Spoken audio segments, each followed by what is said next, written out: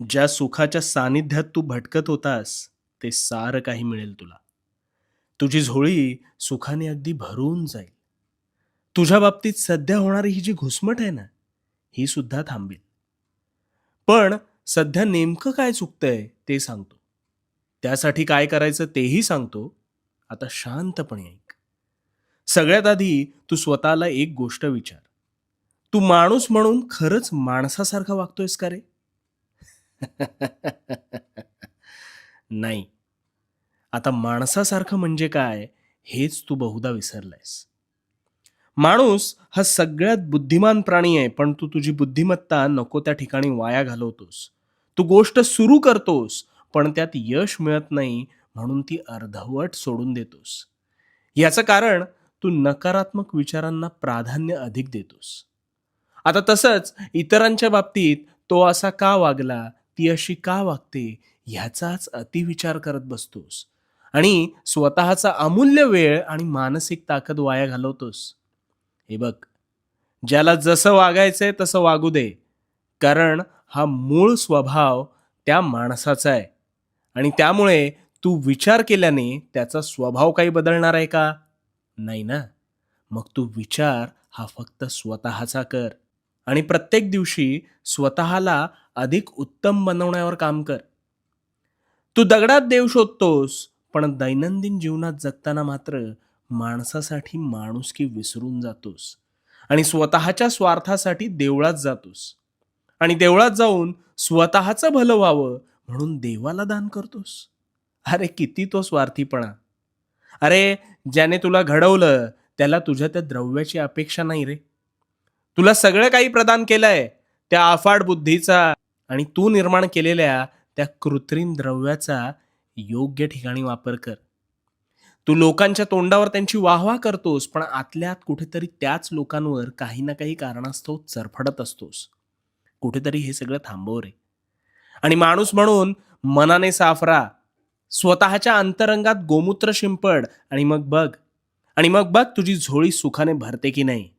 आणि सत्कर्म करत असताना मी आहे तुझ्यासोबत. त्यामुळे भिवू नकोस. भिवू नकोस, कारण मी तुझ्या पाठीशी आहे. भिवू नकोस. मी तुझ्या पाठीशी आहे. बऱ्याच गोष्टी ठरवतोस, पण साध्य मात्र होत नाहीत. आणि मग त्याचा त्रागा करत बसतोस. माझ्याकडून काहीच होत नाही अथवा माझे नशीबच खराब आहे म्हणून स्वतःला कोसत बसतोस. हो ना? आता नेमकं कुठे चुकतंय ते सांगतो. मन लावून शेवटपर्यंत अगदी शांत चित्ताने ऐक. तुझी पहिली सगळ्यात मोठी चूक म्हणजे तुला वाटतं आहे, अजून वेळ आहे, उद्यापासून करतो. पण तो उद्या उजाडत नाही. आणि दुसरी चूक म्हणजे हाती घेतलेल्या गोष्टीच्या मुळाशी न जाता अर्धवट ज्ञानाने तू गोष्टी करायला जातोस.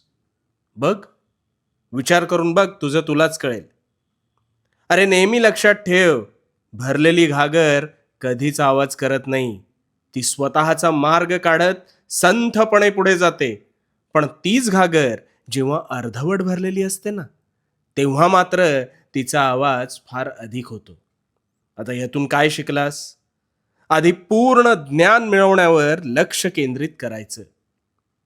वेळ ही अशी गोष्ट आहे ना, की जी हातातून पटापट निसटून जात असते. त्यामुळे एक गोष्ट कायम ध्यानात ठेव. आज जर तू वेळेला किंमत दिलीस, तर वेळ उद्या तुझी किंमत करेल. तू एखादे कार्य संपन्न करायला जितका वेळ ठरवतोस, त्या अनुषंगाने तुझे अंतर्मन त्यावर काम करू लागते. आता तुझी परीक्षेची वेळ आठव. त्यावेळेला तुला ठाऊक होतं की उद्या आपल्याला कसोटीला पात्र ठरायचंय. म्हणून अगदी 2-2 दिवस लागणारे धडे तू उद्या परीक्षा म्हणून काही तासात करायचास. का सांग? कारण तुला वेळ मर्यादा ठाऊक होती आणि अमुक एक वेळेतच हे करायला हवं हे डोक्यात होतं म्हणून. याचाच अर्थ काय? तू एखादे कार्य करायला जितका वेळ ठरवतोस, तितक्या वेळेनुसार तुझे अंतर्मन त्यावर काम करू लागतं. आणि म्हणूनच वेळेचे योग्य नियोजन कर आणि तुझ्या अंतर्मनाला ती गोष्ट ठराविक कालावधीतच पूर्ण झाली पाहिजे हे ठामपणे सांग. आणि मग किमया पहा, तुझे अंतर्मन तीच गोष्ट नियोजन केलेल्या वेळेत कशी पूर्ण करायची ह्याची जाणीव तुला वेळोवेळी करून देईल. आजपासून प्रामाणिकपणे कामाला लाग.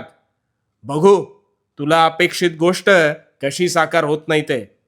आणि भिवू नकोस, कारण मी तुझ्या पाठीशी आहे. भिवू नकोस, मी तुझ्या पाठीशी आहे.